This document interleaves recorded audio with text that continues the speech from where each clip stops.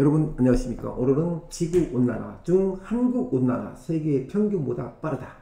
10년간 3조 7천억 원이 손실이 발생할 것이라는 YTN 보도를 가지고 여러분과 함께 해보도록 하겠습니다.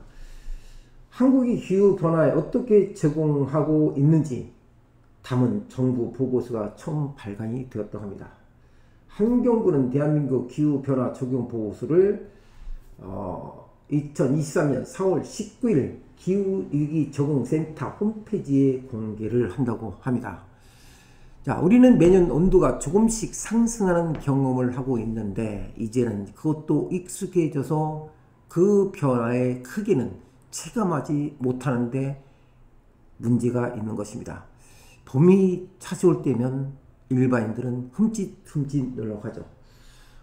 그 한 예로 여러분한테 말씀드리고 싶은 것은 인간과 비교해보면 그 정답이 있습니다. 지구도 생명체이기 때문이다. 사람이 체온이 36도에서 37도가 적정한 체온을 유지하고 있다 보면 우리가 과거 코로나를 겪었을 적에 38도, 39도만 돼도 온몸에 열이 나고 몸이 상당히 안 좋은 상태를 보인 적이 있습니다. 심지어는 의식을 잃게 되고 또 의식을 잃게 되면 생명의 위험까지도 온다는 사실을 여러분은 느꼈을 것입니다. 마찬가지로 1도 정도면 어떨 것이냐 라고 생각하시는 것은 큰 오판입니다. 지구가 만약에 1도 또는 0.5도만 높아진다 해도 지구는 큰 재앙이 오게 됩니다. 그런 것을 사람과 비교해 봤을 때는 얼마나 끔찍한 일이 발생한 것인지 여러분은 아주 미묘한 느끼지 못한 오늘을 못한다 하더라도 이것은 대수롭지 않다 생각을 한다면 그것은 큰 오판이 될 수 있다 합니다.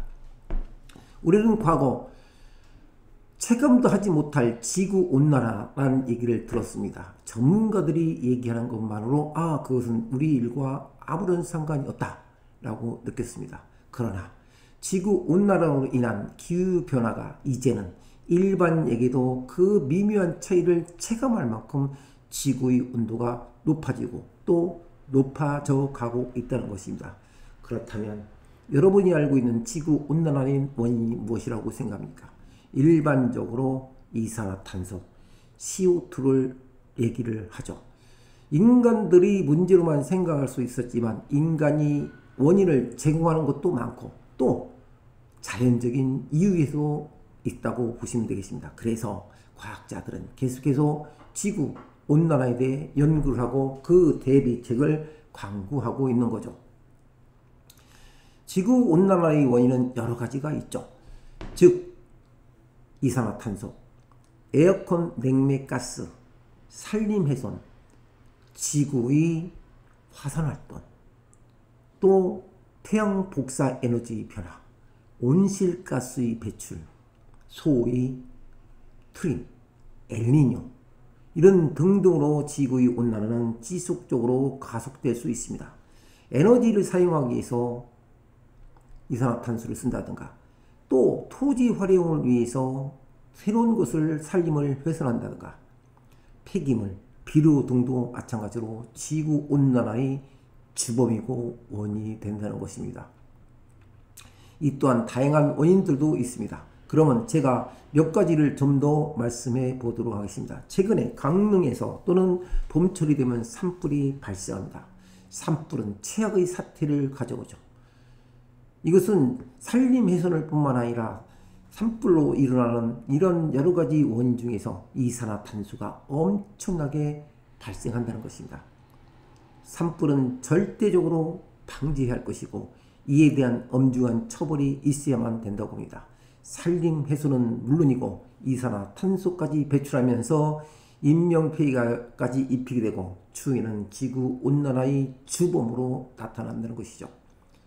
또 하나 여러분이 알고 있는 태양의 영향도 있습니다. 태양의 영향, 지구온난화로 거론되고 있지만 명확하게 증명이 된 건 하지만 태양도 기후에 영향을 줄 수 있다고 하는 것이 현재까지 확인돼 바로 추측을 하고 있다는 것입니다. 직접적인 요인이 아닌 것까지는 좋지만 현재까지 연구 내용에 의하면 태양도 지구온난화의 원인으로 거론되고 있다는 것입니다. 1950년대 이후 산업혁명 이후로 우리는 인간의 활동이 늘어나면서 산업혁명에 따른 에너지, 원자력 에너지를 평가적으로 사용하던 시기로 이때 온실가스가 더욱더 매우 많아졌다는 것입니다. 산업혁명으로 인한 우리의 윤택한 생활을 가져왔지만 훗날 이 최근에 와서 지구온난화의 주범으로 나타나고 있다는 것이죠. 그렇다면 지구온난화로 인한 위협은 어디까지 왔느냐가 중요하죠. 아까 제가 말씀드린 대로 인간의 체온이 36에서 37도 0.01%만 올라간다 하더라도 몸에서 열이 나듯이 지구도 마찬가지로 0.1도만 올라가도 지구의 생태계는 파괴되고 지구의 온난화로 인한 지구의 열의 균형이 깨짐으로써 큰 변화를 가져오고 자연적인 영향까지도 초래한다는 것이죠. 그게 바로 지진, 태풍이라고 보시면 되겠습니다. 자, 지구온난화를 간단히 설명하면 다양한 산업활동과 자연적인 영향으로 인해 지구의 열균형이 변화가 되고 깨지기 때문에 이것이 온실효과가 일어나면서 현재의 적정 온도보다 높아지는 상태를 말하는 것이죠. 이렇게 되면 우리는 매년 위험하고 힘들다고 느끼는 폭염, 한파도 더욱더 심해지는 것입니다.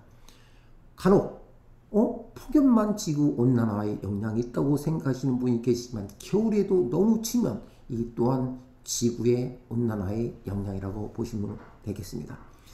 이 폭염과 한파로 이로 인해 발생하는 피해는 매년 우리가 확인하듯이 항상 상상 이상으로 늘어나고 있고 많아지고 있다는 것입니다. 또한 더 중요한 것은 전혀 예측하지 못한 곳에서 문제가 터져 나올 수 있다는 것입니다. 한파나 폭염만 심해지는 것이 아니라 지진 영향에 있어서도 그 지진도 더 강하게 발현될 수 있고 태풍도 걷잡을 만큼 심해질 수 있다는 것입니다. 북극에 북극곰이 죽어간다, 생물이 죽어간다 라는 것을 많이 보셨을 것입니다. 인간은 지능이 높아서 그 환경에 대처하면서 살아갈 수 있지만 자연 환경에 적응하지 못하는 생물들은 무차별하게 죽어간다는 것입니다. 그 한 예로 벌이죠.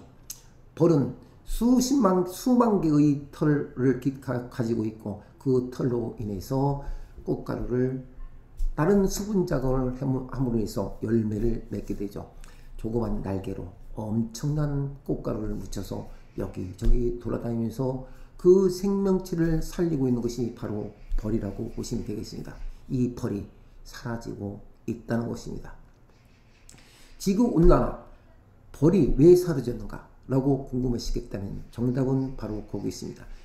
벌이 어느 날 갑자기 따뜻해졌다고 생각하기 전에 지구의 온난화로 벌은 밖으로 나옵니다. 그러다가 갑자기 벌이 추위로 죽게 되죠. 따뜻한 날씨가 시작되면은 모든 생물체들이 꽃을 피고 벌이 활동을 도와주기 위해 좋은 환경이 될 수 있었지만 사실상 그것은 벌이 미리 나와서 갑자기 발생하는 기후변화에 따라서 동사를 하는 경우도 상당히 수가 많다는 것입니다. 이렇듯 지구온난화는 생태계의 변화나 또 생물들이 죽어가는 것을 걷잡을 수 없이 변하는 그 목적에 따라서 우리는 지구온난화의 주범이 어디에 있느냐라고 보신다면은 아까 말씀드린 대로 산업혁명 이후 발생하는 그런 대처 방안이 전혀 준비되지 않았기 때문에 우리는 앞으로 지구온난화의 적응에 대해서 적극적으로 대처를 해야 될 거라고 봅니다. 기후변화에는 인간이 일으키는 것도 있는 것을 우리는 알아야 되고 이에 대한 대책을 지속적으로 연구해야만이 지구온난화에 인한 영향은 인간들에게 바로 적용된다는 것을 잊어서는 안 될 것입니다. 오늘은 지구온난화, 한국의 온난화는 세계 평균보다 훨씬 빠르다 라는 내용을 가지고 여러분과 함께 했습니다. 안녕히 계십시오.